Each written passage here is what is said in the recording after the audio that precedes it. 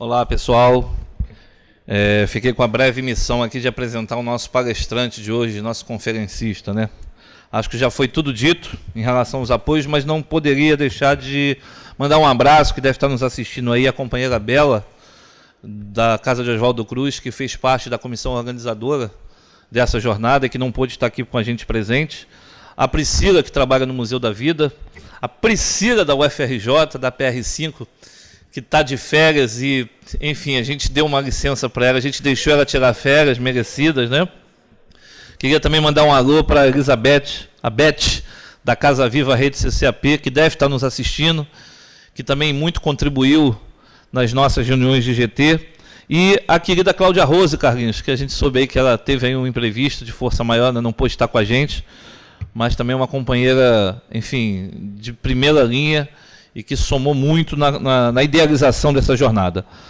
Enfim, para hoje a gente tem o nosso companheiro Gabriel Siqueira, né, que é vice-presidente do Conselho Municipal de Favelas da cidade do Rio de Janeiro, é diretor da Federação das Associações de Moradores em Favelas no Rio de Janeiro, capoeirista, como ele bem gosta de se apresentar, historiador e recém-doutor em Políticas Públicas e Formação Humana pela UERJ. Gabriel, chega aí, meu amigo.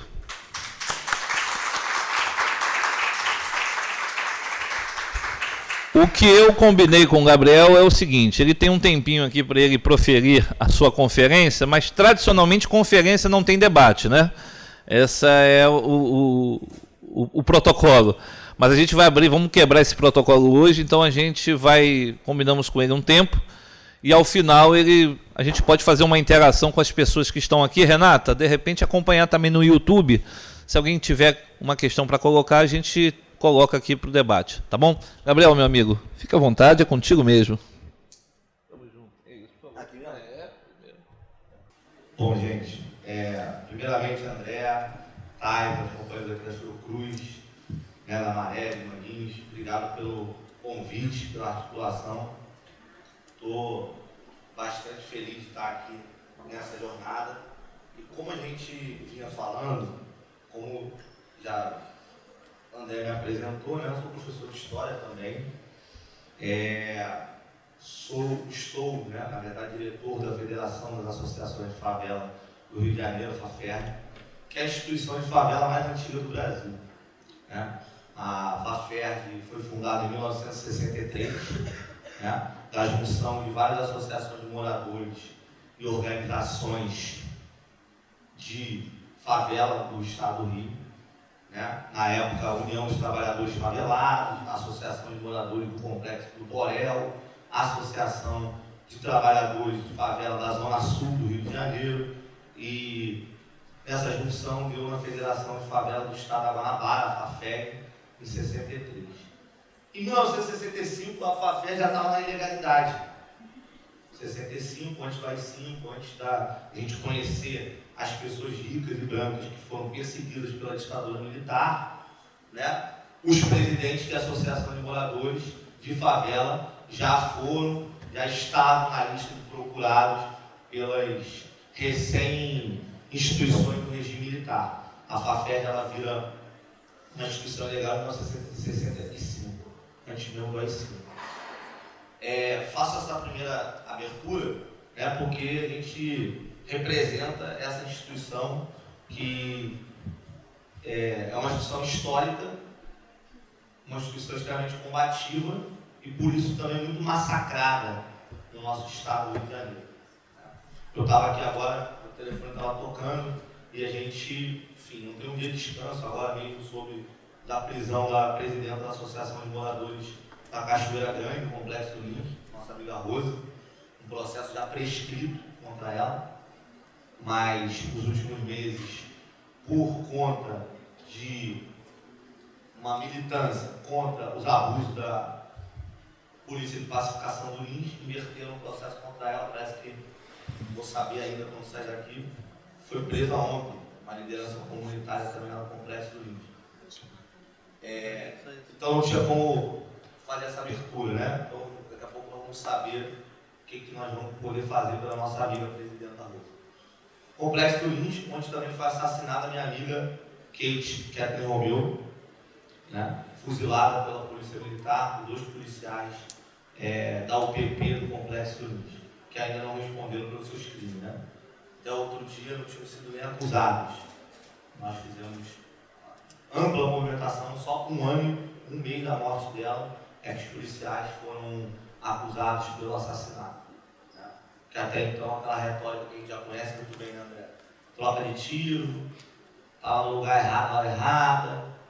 Enfim, uma mulher grávida de 4 meses, com 24 anos, morta com tiro de fuzil na rua Araújo Leitão, no Complexo do Rio. Então, a nossa militância, a nossa instituição, a FAFERJ, ela tem um trabalho que vai fazer no ano que vem 60 anos. Né? Há uns meses atrás estava convidando a Taira, já estou convidando o André, todo o pessoal da Cruz, né? Para nós vamos organizar uma série de eventos dos 60 anos da FAFERJ, que começou a ser perseguida em 65 e não parou quando termina a ditadura. Né? Recentemente, o historiador Lucas Pedretti, que escreveu aquele livro Na Mira, Dançando na Mira da Ditadura, não sei se vocês conhecem, que é um livro sobre a perseguição aos bailes de soul, de baile black no Rio de Janeiro. Ele descobriu alguns outros documentos do DOPS, de monitoramento da refundação da FAFERJ em 88. É o ano da Constituição, a FAFERJ foi refundada depois de 20 anos de perseguição e ainda assim alguns presidentes presos na década de 80, presidente da Associação de Moradores do Novo São Carlos, etc. E outros, e um documento da ditadura militar, alguns documentos, mandando que o DOPS, a Polícia Civil do Rio de Janeiro, monitorasse as associações de moradores de favela e a FAFERJ nesse processo de refundação. E outras coisas mais, né? Eles tentaram criar uma outra federação na década de 80 também, né? Foi um esforço muito grande para a união das federações, né? Aquela coisa. Bom, e eu sou nascido e criado na borda do mato, Grajaú, Complexo Andaraí. Cheguei à universidade não pelo sistema de cotas, e hoje vou contar essa história, né? Eu estudo ações afirmativas atualmente, né? Estudo já há alguns anos, sou formado pela UERJ, mas não entrei no sistema de cotas porque aquela altura do campeonato, o sistema ainda era amplamente desconhecido por todos nós, e assim como muitos favelados, muitas pessoas negras, muitos jovens que poderiam ter acesso ao sistema de cotas não têm por falta de informação e também por excesso de burocracia. Então não entrei no sistema de cotas. Estudo isso. Mais recentemente, uma contradição muito interessante, que eu estou aqui na UFRJ, eu fui, por exemplo, aprovado agora depois de doutor, no processo seletivo para a Faculdade de Serviço Social, aqui da UFRJ, mas também pelo sistema de cotas, acabei perdendo a vaga, estou brigando aí na justiça com a UFRJ, porque não fomos avisados, os candidatos cotistas, alguns foram avisados em cima da hora, eu não fui, sobre a banca de identificação, perdemos a data da banca, e por isso fomos excluídos do processo. E eu tinha nota para a vaga na Faculdade de Serviço Social da UFRJ pela ampla concorrência. Então, eu até falo isso porque está aí a pró-reitora da UFRJ, né? E vários casos, a UFRJ ainda é uma universidade majoritariamente branca, que tem questões muito fortes com relação ao racismo institucional. Porque nós criamos uma política, mas quando criamos ela, não aplicamos como deveríamos aplicar. Eu, por exemplo, sou fundador, né, e membro da banca de identificação lá da UERJ, por exemplo, que não tinha, agora tem, né, é mais recente, e da Comissão para a Implementação de Ações Afirmativas Interseccionais e Antirracistas, que é a CIPAI, que é uma comissão nova que a UERJ inaugurou também, e tive essa questão aí, essas contradições com relação. E aí começo dizendo isso para a gente poder falar sobre, não tem como nós falarmos sobre favela e não falarmos sobre racismo. Né? Muitas vezes as pessoas tentam dissociar esse debate, né? E tratar como se esse debate pudesse estar separado. Né? As favelas são territórios majoritariamente negros. Né? E aqueles territórios que alguns dizem que não são majoritariamente negros, por uma questão de debate, né? Eles são tratados como. Né? Você pegar, por exemplo, a favela do Jacarezinho, que é maior do que Cabo Frio, Arraial do Cabo, né? Enfim, e outras cidades médias, né, para o Jacarezinho, né, 60 mil pessoas, pelo menos, segundo o censo, né, era o quilombo do Engenho dentro. Se você pegar outras comunidades, isso é reconhecido do ponto de vista antropológico, arqueológico, etc. Outras comunidades que ainda não há esse estudo, porque também essa discussão dentro da universidade é recente, recentíssima, né? Se eu pegar a comunidade da Rocinha, eu posso falar, não, mas a comunidade da Rocinha não tem muitos negros, tem nordestinos, como se nordestinos fossem sinônimos de brancos. E também não é um equívoco, né? Então a gente, na minha trajetória de universidade, sempre fui discutir a questão da favela, a questão racial, principalmente, as ações afirmativas, e em alguns momentos também como capoeirista, a questão da capoeira que está dentro desse grupo. Na minha tese, recentemente, nós caracterizamos, para falar de ações afirmativas, e nós fizemos uma nova caracterização, eu fiz uma nova caracterização do que nós chamamos de ação afirmativa. E por que isso é bastante importante? Porque ação afirmativa, racismo e favela também no Rio de Janeiro tem que caminhar junto, né? 1/3 da nossa população mora em comunidade e metade, ou um pouquinho mais, é a população negra. Então são debates que estão imbricados. Com isso, nós fizemos, primeiro, uma caracterização do racismo no Brasil, né? Discordando de alguns companheiros e professores e intelectuais do movimento negro, da academia, de que no Brasil o racismo não é um racismo que segrega, né? Racismo no Brasil é um racismo que teria um caráter assimilacionista, um caráter indireto, né? E em alguns momentos, lá atrás, o professor Abdias, com quem eu tenho grande acordo, fala racismo mascarado. Ele fala isso no momento. Não podemos confundir que o racismo mascarado é um racismo sutil ou um racismo que não segrega. Mascarado porque ele segrega sem se apresentar. E aí, na tese, na discussão que a gente tem feito, e é isso, não separo da minha tese da minha militância, que a gente tem feito há alguns anos, nós viemos, a Fiocruz fez um documento agora para os candidatos a presidente, nós apresentamos um documento também da Federação de Favela para os candidatos ao governo do Estado, né? E desde que nós apresentamos o primeiro, há alguns anos, nessa última década, para a Prefeitura, nós caracterizamos o Rio de Janeiro como o apartheid carioca, ou apartheid fluminense, reforçando essa característica de segregação que nós temos no racismo brasileiro. E aí, qual é o cerne da questão do nosso debate aqui? O racismo brasileiro, ele ao mesmo tempo que assimila, ao mesmo tempo que você tem a lógica do vamos embranquecer a família, vamos clarear a nossa família, que é uma lógica que está em todos nós. Meu pai negro, minha mãe com a pele mais clara, parda. A discussão sempre era clarear a família. Minha avó, mãe da minha mãe, que tem a pele mais clara, dizia: você arrumou um marido feio, porque não ia clarear a família. Esse seria, no popular, o aspecto assimilacionista do racismo, né?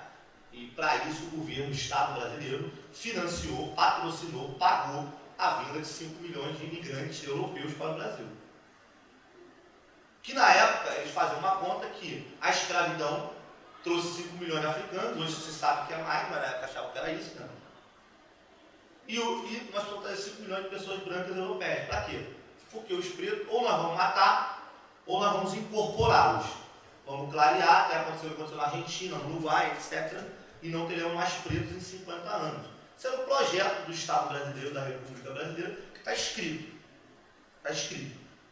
Quem quiser consultar o Código Penal dos Estados Unidos do Brasil, estava lá uma série de coisas, dentre elas a proibição da capoeira, a proibição da série de coisas. Aliás, a República Brasileira, né, ela começa com o Código Penal antes de uma Constituição.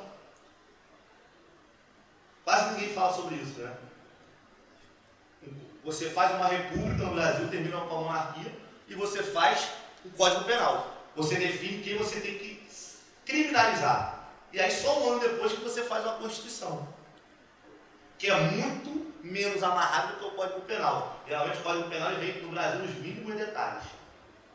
E a Constituição fala, garante educação para todos. Né?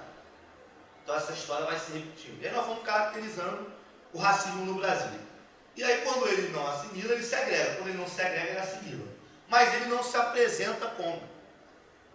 Né? Ele não se apresenta. E aí a gente fazia esse debate, com a discussão com os pré-vestibulares, na Federação de Favela, quando a galera falava assim, porque o Leblon é um bairro de rico. Aí eu falava, não, o Leblon é um bairro de branco. Aí todo mundo parava, ficava aquele debate, aquele burburinho. Aí falava, o debate é bairro de branco ou bairro de rico? Aí todo mundo começa aquela discussão. E aí eu pergunto a vocês, o Leblon é um bairro de branco ou bairro de rico? Quem pode me dizer? Rico e branco? Rico branco. Oi? A cruzada, não tem beco nem viela. Se der mole no pátio, eu te vejo da janela. Cruzada São Sebastião. Muitos amigos na cruzada. Associação de La Filiada Fafeste também, presente de ouro. Fica no Leblon. Mas está ali colocado por uma luta enorme do movimento de favelas, por um santo chamado Dom Helder Câmara e outras coisas. Né? Então, a cruzada fica lá. Esse pode ser um argumento. Então, o Leblon não é um bairro, mas a cruzada, ela está ali, na marra, e sempre que possível, ela é excluída. Né? Uma vez chegando na cruzada, que ele citou ali, vinha na cruzada, saltei do ônibus e fui atravessar. Aí falei, aí perguntei a um amigo, tô indo pra cá. Aí o ônibus falou, não vai não, que aí é favela. Do lado do Shopping Leblon. Nós combatemos há pouco tempo na cruzada um projeto do Shopping Leblon de colocar lixeira dentro do condomínio da cruzada. Shopping do Leblon. Queria dar um dinheiro para a associação e botar um projeto social para que tivesse uma lixeira deles ali do lado. Então, é um bairro de brancos. É um bairro de brancos falar isso. De repente Copacabana também tem um pavãozinho. Mas ninguém, nós sabemos. Né? Mas a gente não fala, exceto a cruzada, exceto sempre tem alguém que se incomoda. Posso fazer bairro de branco. Não, peraí, mas tem um preto ali, quando alguém vai lá e serve um cafezinho, tem a cruzada, tem, né? A gente não fala sobre isso. Isso caracteriza a minha tese, professor, que é o seguinte: o racismo brasileiro é uma combinação do racismo de assimilação com o racismo de segregação. Um outro exemplo que eu faço com a garotada e brinco sempre, que nos leva a essa reflexão para chegar na minha tese, e aí eu aprendo 10 pontos que vão provar isso depois, está disponível lá na biblioteca da UERJ. Mas o outro ponto que eu digo é o seguinte, tá? E o elevador de serviço e o elevador social? Qual é o elevador que é para branco e qual é o elevador que é para preto? Todo mundo sabe, gente? O elevador de serviço é para branco ou para preto? E o elevador social? Mas a gente não fala, né? A gente não fala. A lei que proíbe discriminação racial nos elevadores tem 10 anos.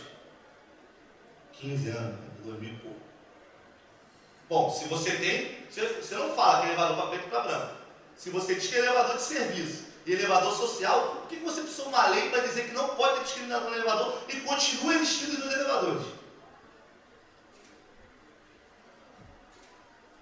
Simbolicamente, esse exemplo caracteriza o que nós chamamos de racismo brasileiro, que é segregacionista e assimilacionista. Mas ele não se declara dessa forma. Kabengele Munanga, tem lá na minha banca, ele disse o seguinte: o racismo no Brasil é o crime perfeito. Nós somos um país do racismo sem os racistas. Às vezes somos um país racista sem o racismo, que também caracteriza isso. Quando você tem um caso muito grave de racismo, vem aquela pessoa, não, o Brasil não é racismo, não é um país, não tem racismo no Brasil, tem lá meia dúzia de racistas. Quando o racista é uma pessoa conhecida, que representa a sociedade, um artista, alguém, aí você fala, não, é porque no Brasil tem racismo, aí você justifica. Então você vai usando essas artimanhas. Então essa foi a nossa tese. E aí nós chegamos na ação afirmativa, que as pessoas acham que são só as cotas. E aí que está o maior perigo. Né? Por quê? Porque as cotas talvez tenha sido, junto com o aumento real do salário mínimo, aquilo que mais a burguesia brasileira sentiu. Né? O aumento real do salário mínimo, nós vimos na história do Brasil, que toda vez que o aumento do salário mínimo real foi acima da inflação, durante mais de uma década teve um golpe. Na década de 50 e 60 teve o golpe de 64, certo? E agora, nos 10 anos do PT, teve o golpe de 2016. Então, sempre que tem 10 anos de salário mínimo, sempre que o negro, o preto, brasileiro, chega próximo, quando a gente fala o negro brasileiro, com muita tranquilidade, são pretos e pardos, com muita tranquilidade. Né? Essa categoria foi criada com muito esforço intelectual, militante do movimento negro. Quando essa galera chegou próximo de ter uma carteira assinada, de ter um salário mínimo, etc., a burguesia sentiu. E não foi muita coisa não. Não é que a galera chegou lá.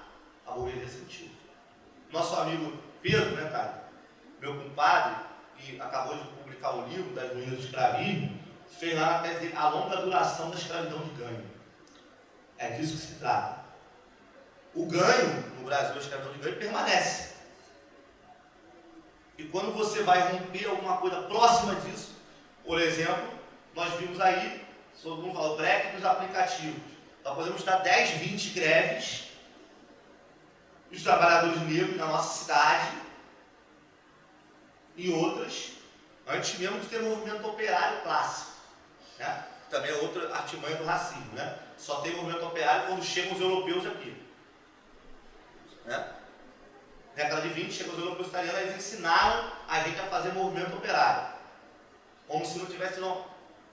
A Bahia de 1830 a 1840 teve 5 greves por ano de carregador de coisa.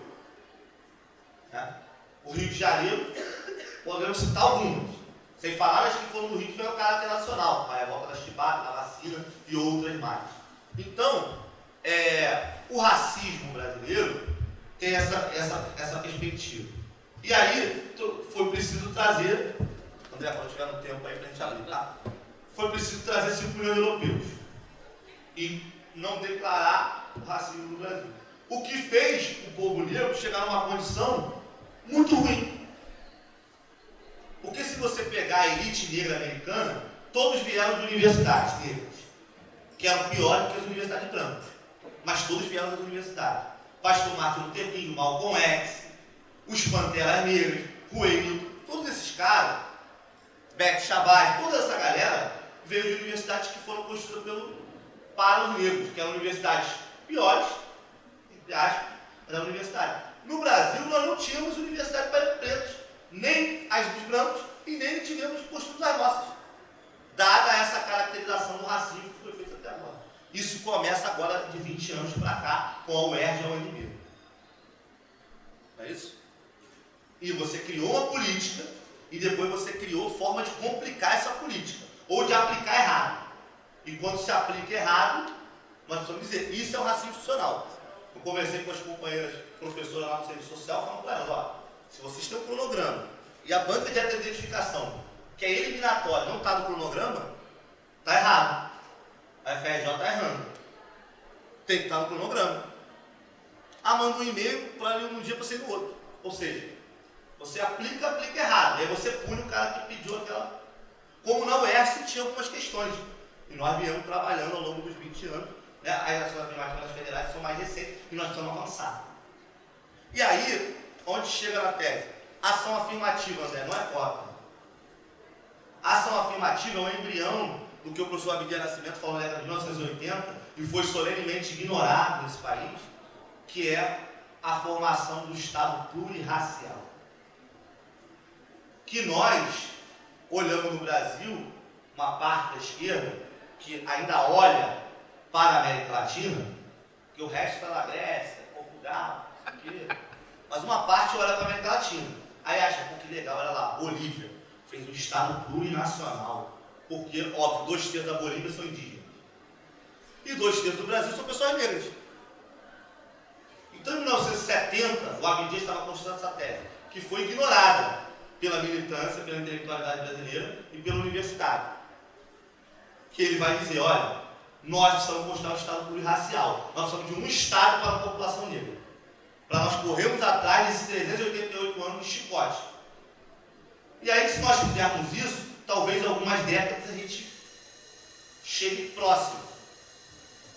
É o campainha, não? Não. Estou pensando, não. Talvez a gente chegue próximo ali. Isso em 1980, 70 ele falou isso. Como ele também propôs a ação afirmativa lá na década de 80, né, em 80 ele teve deputado federal, e também nem foi apreciado na época pelo Congresso. E aí nós chegamos nessa tese. Então a ação afirmativa, ela não é simplesmente a cota.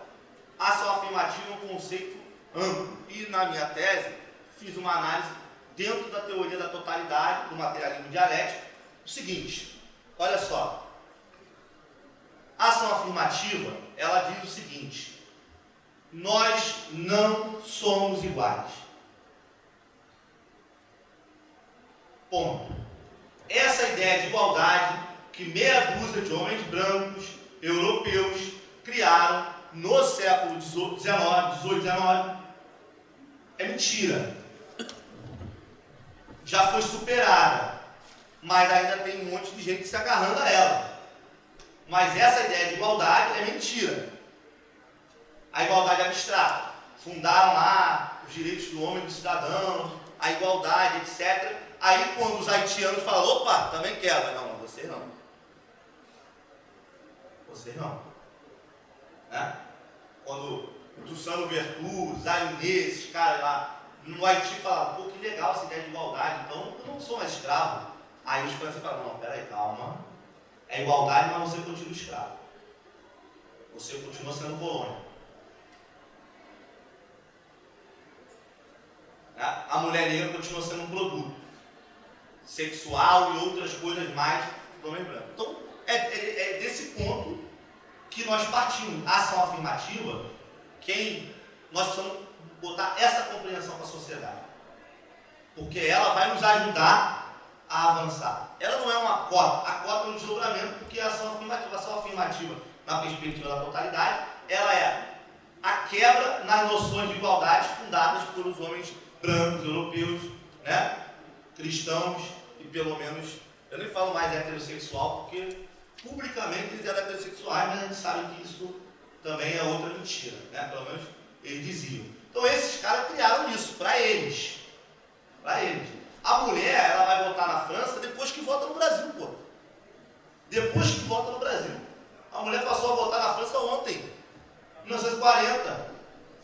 É isso que a gente se espelha? É essa a noção de igualdade que nós temos? Então a ação afirmativa, ela vai quebrando esse processo. Ela diz, olha, não existe igualdade, isso vocês fundaram uma fraude, isso foi superado do ponto de vista científico, e isso existe ainda na ideologia. A mentira. Então nós achamos que a ação afirmativa ela foi empobrecida como uma ideia apenas de cota, para que a gente perdesse o que ela veio dizer da onde ela foi proposta. Né? Primeiro na Índia, isso também é outro debate importante, o governo negro norte-americano trouxe um projeto pensado pelos hindus que foram para os Estados Unidos estudar, outros para a Inglaterra, e levaram e cunharam a Act afirmativa. Mas o projeto vem da formação do Estado Nacional Indiano, para resolver aquele grande problema que tinha lá, que não resolveu, mas são outros 500, das castas. A Índia se forma dizendo o seguinte, olha, juiz, promotor, governante, você tem que ter pelo menos um de cada casta.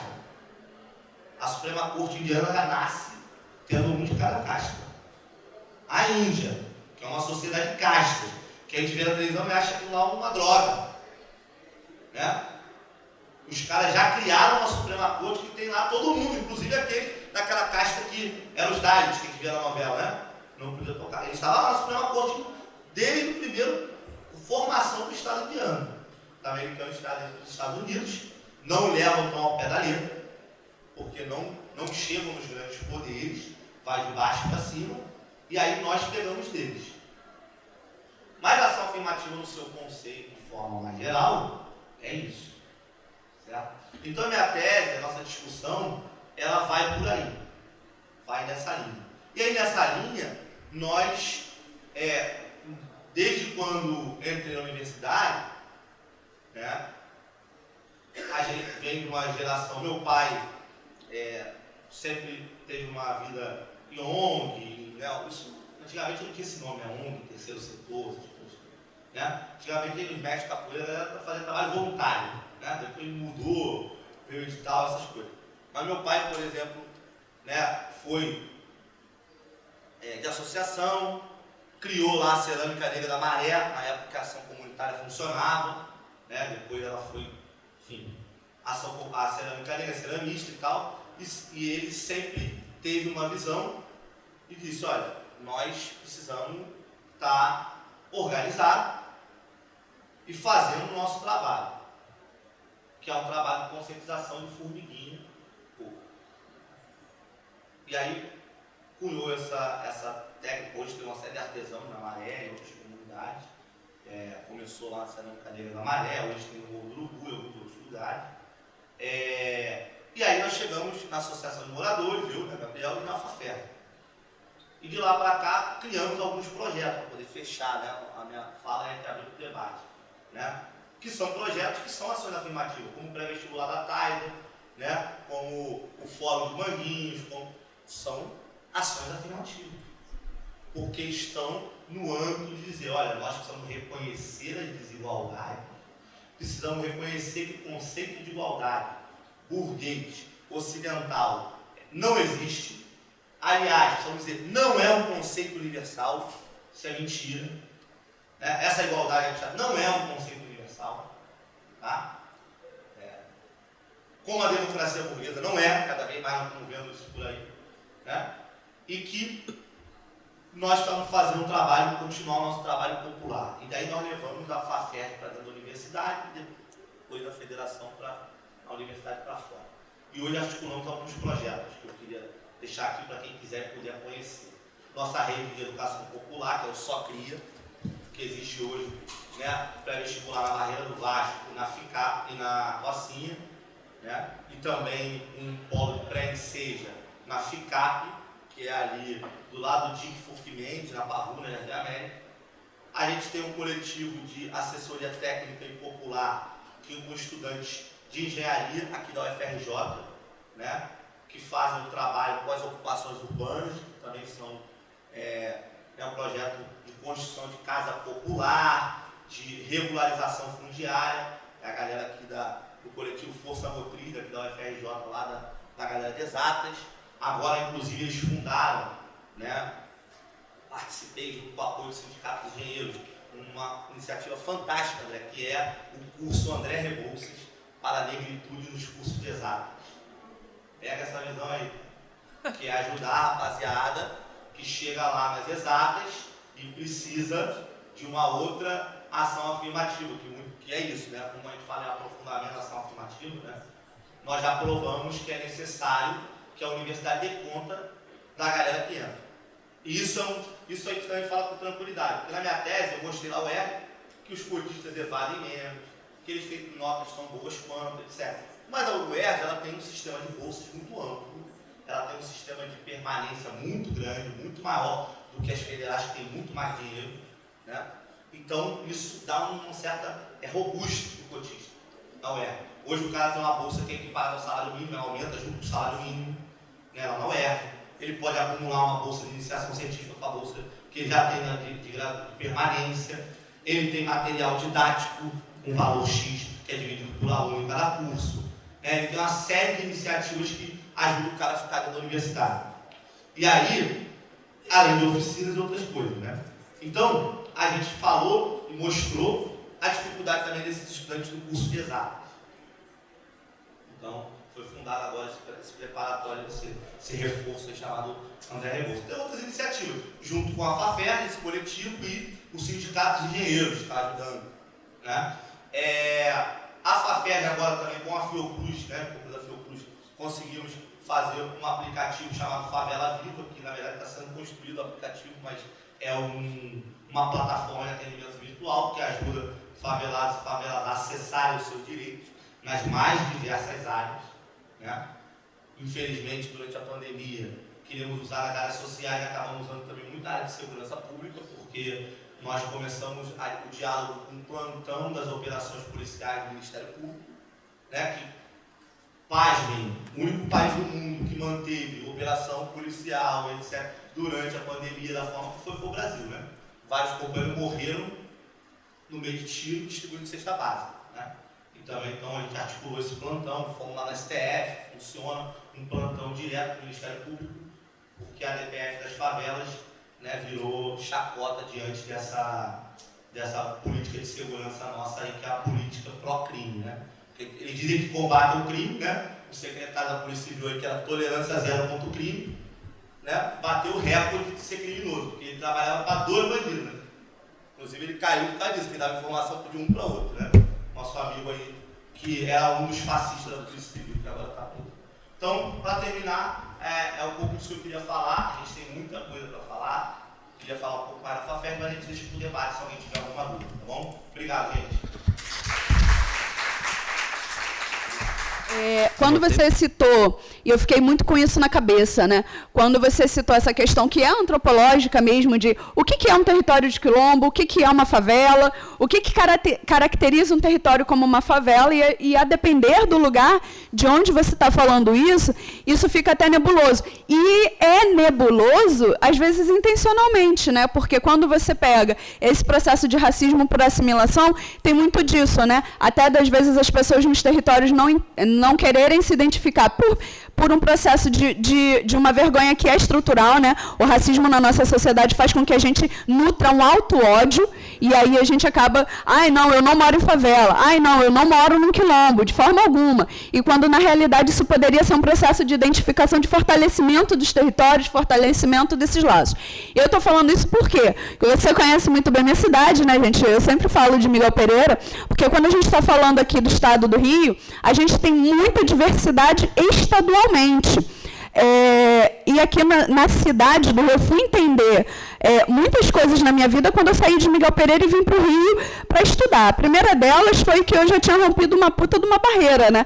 Porque quando eu entrei na universidade foi quando eu conheci as pessoas da minha cidade, as que entram na universidade. Né? Eu fui conhecer um monte de gente. Quando eu andava na UERJ, as pessoas perguntavam assim, ai, você é de Miguel Pereira? Eu tenho um amigo de Miguel Pereira, com certeza vocês se conhecem. A primeira coisa que eu perguntava era, estudou aonde? Porque se estudou num colégio particular, com certeza não me conhece, porque eu nunca paguei para estudar. E se tivesse que pagar, eu não teria estudado. E essa é a realidade da minha família. Eu venho de um bairro, em Miguel Pereira, que é a Praça da Ponte, que a ampla maioria das pessoas que eu conheci no Rio de Janeiro, quando eu falo, pô, você já foi à Praça da Ponte? As pessoas do Rio as pessoas de Miguel Pereira, que estão no Rio de Janeiro, quando elas vêm todas sorridentes, ai, que legal, você é de Miguel Pereira. Pô, você conhece a Praça da Ponte? Já foi lá? Já pisou lá? E aí a maioria diz que não. Inclusive amigos meus que são amigos para a vida. Quando eu pergunto, você já foi numa festinha nessa época de adolescência, rolê na Praça da Ponte? Não, nunca fui. E aí entra isso que o Gabriel falou sobre, nosso racismo é um racismo de assimilação e segregação total. E é uma segregação geográfica. A gente precisa pautar isso o tempo todo. A gente está apartado geograficamente. Eu só fui conhecer muita gente da minha cidade porque eu entrei no espaço que elas estavam ali organizadas para ocupar, que foi a universidade, que foi a universidade pública. E toda vez que alguém, quando eu era adolescente, quando alguém em Miguel Pereira falava assim, ah, você mora na favela, porque a Praça da Ponte é favela, eu mesma falava, que favela? Tá maluca? E aí eu acho importante a gente trazer esse debate, porque quando o Gabriel citou que, poxa, a gente sabe que a gente tem territórios que, se a gente tivesse uma justiça social de verdade, de fato, seriam inclusive reconhecidos como quilombos. E eu convido todo mundo aqui num dia que estiver querendo curtir a serra, fizer rolezinho em Miguel Pereira, não vai só passear no Lago de Javari, não. Vai conhecer o que é a Praça da Ponte, porque lá, muito tranquilamente, poderia ser titulado como um quilombo. E aí eu acho que é esse debate que eu queria que você reforçasse um pouquinho, porque é uma agenda que a FAFERJ discute muito, né? Vamos falar sobre favela, vamos discutir favela, porque é um processo muito sério. Talvez, se a gente tivesse uma identificação maior, a gente teria até um senso de coletividade, porque quando a gente se unifica, a gente, né, consegue fazer vários rolês. E eu acho que trouxe esse exemplo pessoal, mas para fazer essa provocação. O que significa um território de quilombo? O que significa esse processo de auto-ódio que nos embutem o tempo todo, para que a gente também corra a quilômetros dessa ideia do que é uma favela, do que é um quilombo. Valeu, Gabriel.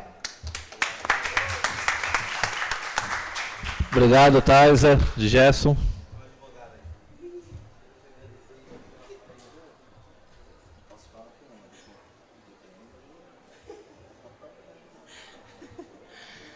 Então, pessoal, falar de forma bastante breve, né? Primeiro agradecer aqui a fala do meu querido irmão, a fala maravilhosa, né? E aí eu estava ali, enquanto estava ouvindo, lembrei de um debate que o pessoal estava fazendo num grupo ali, interessante, que é uma coisa que a gente tem refletido muito. Pretos no topo, né, e tal. Eu tenho ouvido muito essa expressão, e isso aí me faz relembrar que é o seguinte, né? Qual que é o nosso papel na sociedade? Eu sempre fico muito pensando nisso, né? A gente que acabou vindo um pouquinho antes aí, né, e conseguindo chegar em determinados lugares, né? Às vezes eu vejo as pessoas falando muito isso, né? Mas eu acho que tem outro ponto fundamental, que é entender que quando a gente entra num determinado local, né, mais importante do que às vezes estar ali é possibilitar que outras pessoas possam entrar nesses espaços, né? A gente sempre faz esse debate, né?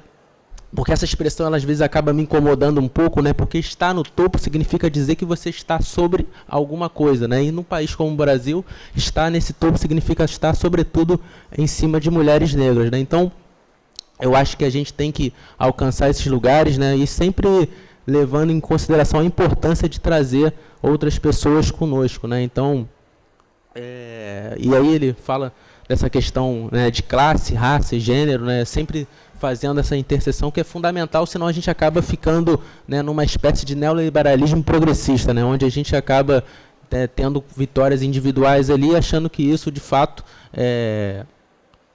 claro que representatividade é importante, né? O Silvio Almeida, ele tem uma frase que eu gosto, né, que ele diz o seguinte: visibilidade negra não é poder negro, né? Ou seja, é importante você ter lá na Globo, né, enfim, umas pessoas negras sendo representadas, mas a gente tem que entender que não é só sobre isso, né? Embora isso também seja importante, né? É muito mais do que isso, né? A gente não pode confundir, né? O Stokely Carmichael, ele tem uma frase que eu gosto muito também, que ele diz: nós não podemos confundir influência com poder, né? Então, às vezes, a gente acha que está ali num determinado local e tal, né? A gente está ali influente, entrando, né? Mas isso é integração, né? E não é isso que a gente está querendo. A gente quer uma transformação realmente verdadeira, a fim de que possa melhorar a vida de todo mundo, né? Então, é só para fazer esse complemento aí. Tamo junto. Valeu. Obrigado, meu amigo. Alguém mais?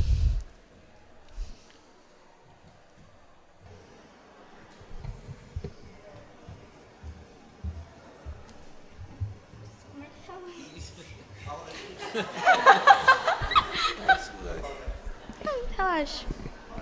Deixa eu ficar aqui. Fica aqui, ó. Fica ali. Ó, a câmera não vai te pegar. Bom dia. Então, na verdade, eu queria só complementar sobre... Eu adorei suas falas, inclusive. Obrigado.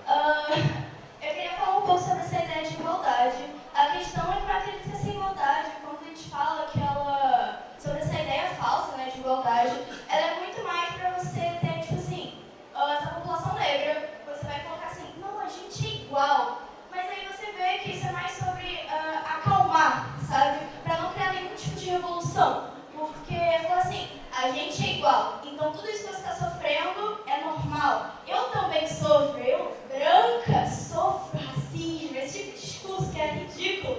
Então, esse é um dos comentários que eu queria falar, que é muito mais sobre você não querer que crie algum tipo de revolução sobre todo esse problema que a população negra sofre.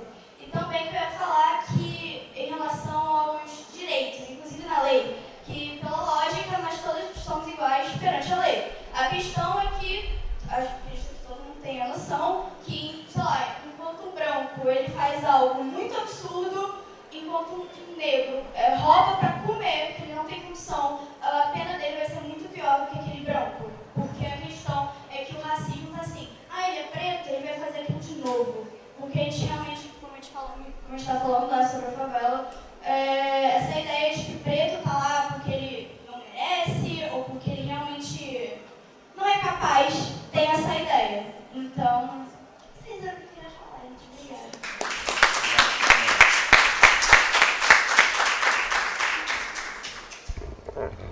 Alguém mais? Renata, alguém aí no YouTube chamou não, né?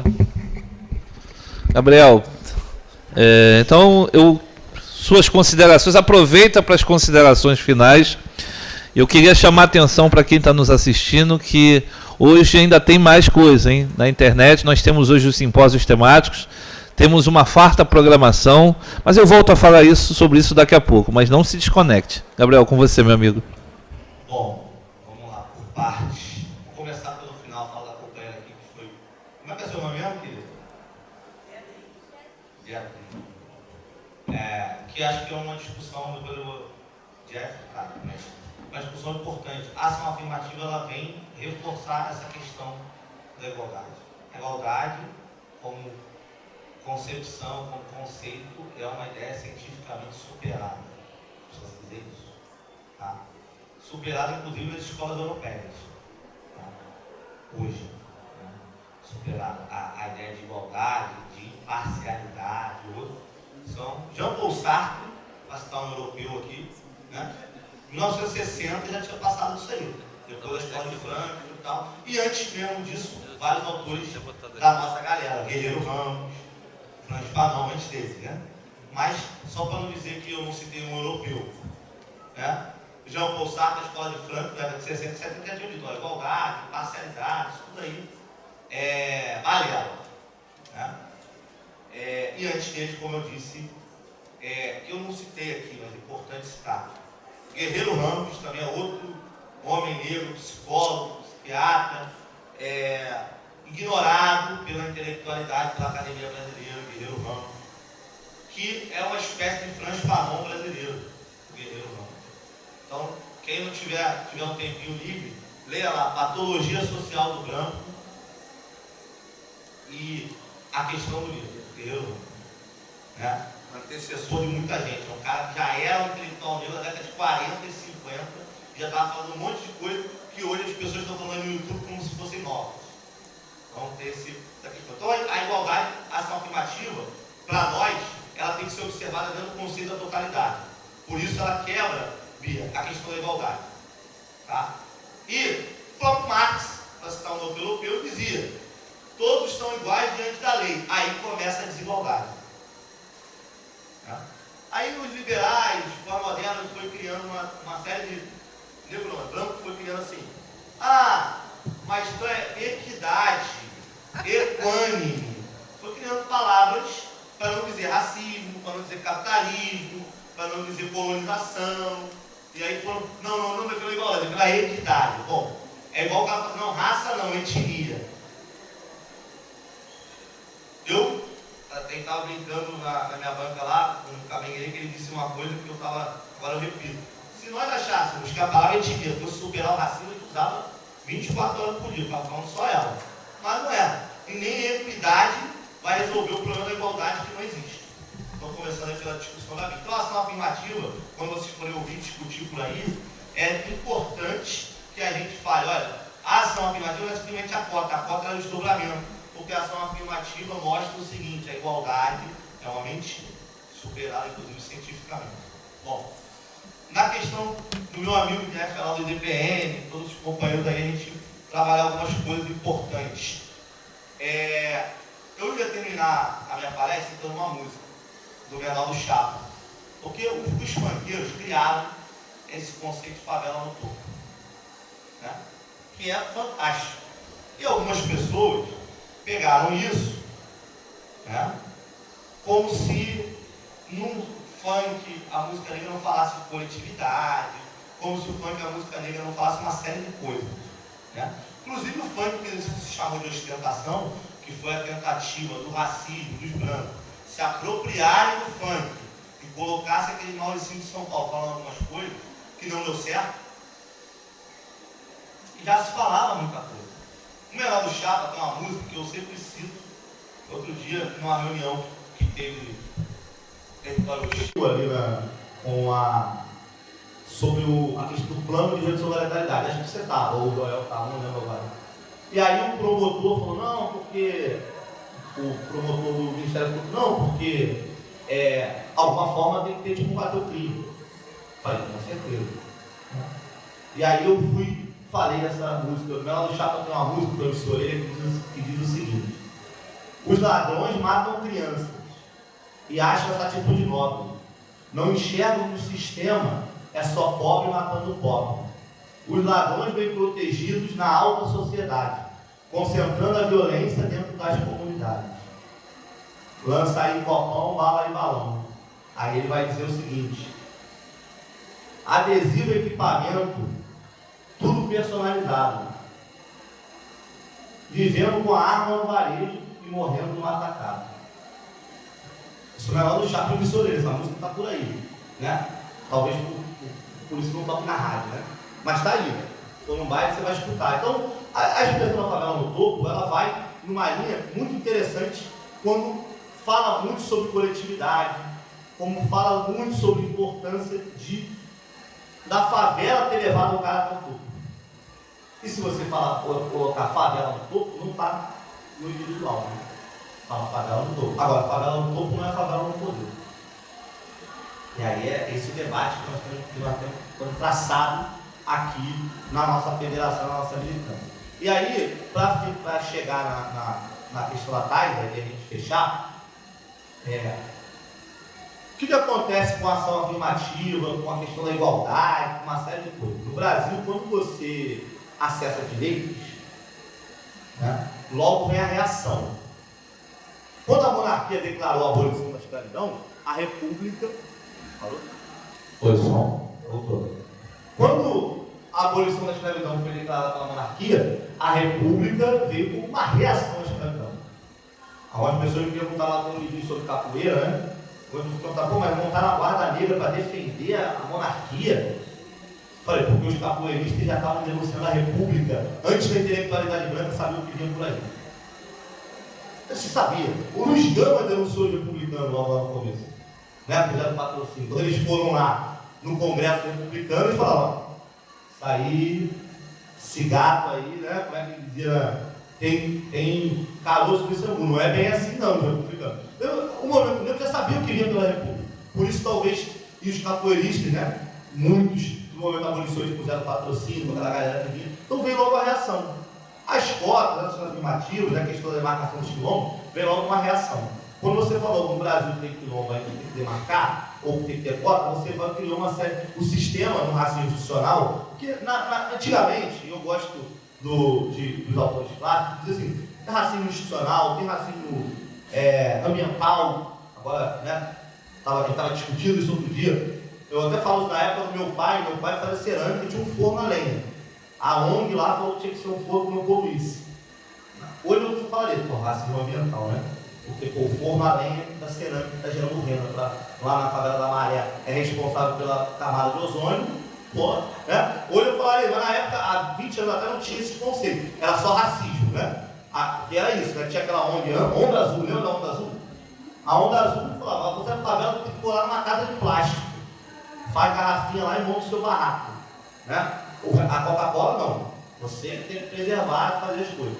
Então hoje tem vários nomes, né? Mas o racismo institucional, voltando a ele foi criando artimanhas para dificultar o acesso ao direito, dificultar a forma de demarcação de quilombo, dificultar, por exemplo, o movimento indígena tem uma dificuldade enorme para falar dos indígenas em contexto urbano. Eu falo de carteirinha. Quando eu fui, o calor meu, Micael Maré, primeiro cotista da UERJ, indígena e tal, foi do nosso centro acadêmico na época, foi da FAVERJ e tudo. A gente aprovou uma indígena Canela, Canela agora para estudar questão zootecnia na rural, lá da Rocinha. Tem um monte de favela, ninguém fala disso também. Um monte de indígena, comunidades gigantes, tem na Maré, tem na Rocinha, né? E aí não se fala, não é quilombo, não é aldeia, não é nada disso. E aí quando você vai dizer, tem que provar que tem uma questão enorme. Por exemplo, se você quiser cota para quilombola que vai ficar da UERJ, você tem que ter um laudo antropológico. Claro, tem que ter alguma coisa. Não é o cara chegar e falar: eu me reconheci, não é isso. Mas inviabiliza a política muitas vezes. Inviabiliza. Se o Jacarezinho não é um quilombo, eu não sei o que é um quilombo, né? E aí a gente faz essa discussão, o professor André no campo do Quilombo à Favela, também outro grande autor do movimento negro, professor Emerson da UERJ, ignorado nos cursos de geografia no Brasil, escreveu lá no Quilombo à Favela, já falou, olha, nós não podemos ser anacrônicos, não é a mesma coisa, mas ele vai demonstrando como os territórios de favela, e aí nós temos alguns que nós podemos dizer já, Jacarezinho do Quilombo do Engenho, Complexo da Penha, o Quilombo do Padre, porque lá a Igreja da Penha deixou os negros, muitos capoeiristas, que foram presos e perseguidos aqui no centro, fazer o que foi chamado de Vila Cruzeiro. Né? Depois, as Quatro Bicas, a Merendiba, favela eu conheço, posso falar bastante aqui. Atravessa a serra, cai na Vila Cascatinha e Complexo Alemão. Aquilo tudo ali, houve uma negociação com o movimento negro capoeirista e a Basílica de Nossa Senhora da Penha, que ficou chamado de Quilombo do Padre durante muito tempo. Não à toa a festa da Penha, que era a festa de São Jorge até 50 anos atrás, e batuque, capoeira, confusão, era lá. Aquela que zomba a nossa Constituição. Era lá. Então a gente tem pelo menos 2 grandes complexos. Pelo menos. Né? Se juntar Alemão e Penha é maior do que cidades médias, porque é isso. Né? Se juntar Alemão, toda só Penha. Ali tem o quê? 80 mil pessoas. Pelo IBGE, deve ser pelo menos o dobro. Porque segundo o IBGE, a Rocinha tem só 100 mil. Então, é isso. São quilombos. E não à toa vivem o que a Beatriz Nascimento, também grande pesquisador dos quilombos, vou fechar, né? Dizia: um lugar de paz visto sob a ótica da guerra. Porque quem aqui é de comunidade sabe que a favela é um lugar de paz. Quando tem uma intervenção do Estado, é que há guerra. Ah, mas tem lá os traficantes que estão com a arma, etc. Ele não tira ninguém que mora lá. E veja bem, não tem nenhuma confusão, crime é crime, não tem nenhum problema com isso. Agora, sabemos que o sistema joga a gente no inferno e quer que saia de lá um anjo, para citar o fã, né? Mas o tiroteio, a confusão, porque o Estado vai combater aqueles que ele julga de violentos com uma ação mais violenta ainda. Cadê o Rui? Pode ir? Tá bonito. Para fechar, é porque eu estou falando que vai travar, esse negócio é perigoso. Então, não me acontece. Então, para fechar, a questão do quilombo, são quilombos, e nós podemos e precisamos que a academia dê conta disso, inclusive, cada vez mais. Porque a gente, muitas vezes, não está na academia, nós não temos tempo e dinheiro para estudar tudo. Então, a gente fica nessa dificuldade. Então, gente, eu queria agradecer vocês, dizer que quem não conhece ainda, nós estamos aqui na Praça da República 24, a sede da Federação das Favelas. Aquele prédio que está quase caindo ali é a FAFEST, tá? Não se assuste. Porque, óbvio, é o preço que se paga por nós termos oposição e descer o pau todo dia no governo. Não tem jeito. Se a gente tivesse uma sede de mármore, etc., da Federação Brasileira, eu poderia desconfiar. A sede está caindo, mostra que a nossa índole é correta. E se a gente quisesse vender a favela, já tinha feito isso, estava com dinheiro no bolso. Mas a FAFEST está lá, inclusive no tanto que o governo do Estado quer despejar a gente. Obviamente, agora eu até falei, mas a mensagem por lá está estou atrasado que a água do Rio está querendo cortar a nossa água. A gente dá isenção social para as favelas, eu não tenho direito aqui no centro do Rio. Então quem quiser pode ir lá conhecer, pelo menos uma água, um Wi-Fi a gente tem para oferecer. E a gente tem 964 associações filiadas da FAFEST em todo o estado do Rio de Janeiro, em diversas comunidades, das mais diferentes matizes, e são todos bem-vindos. Ano que vem teremos aí uma série de comemorações de 60 anos da FAFEST. Obrigado, Felipe, pelos amigos. Gabriel, mais uma vez, obrigado. Então, nós estamos chegando aqui ao fim, mas eu queria reforçar que a partir das 13h30 nós teremos o nosso simpósio temático, as 2, né? Artes, Música e Literatura, e o outro é Educação e Cidadania, né? Às 18 horas, nosso amigo de Gerson, que esteve aqui também contribuindo, vai estar com outros companheiros e companheiras numa roda de conversa, racismo e suas vertentes, e mais ao fim, uma apresentação cultural da MC Garcia, né? Às 19 horas. Para encerrar, eu queria fazer apenas citar Paulo Freire, né? Diante de tudo que foi falado aqui, dos objetivos dessa nossa jornada, é preciso ter esperança do verbo esperançar. Porque tem gente que tem esperança do verbo esperar. E esperança do verbo esperar não é esperança, é espera. Esperançar é se levantar, esperançar é ir atrás, esperançar é não desistir, esperançar é levar adiante, esperançar é juntar-se com outros para fazer de um outro jeito. Obrigado e sigamos na luta.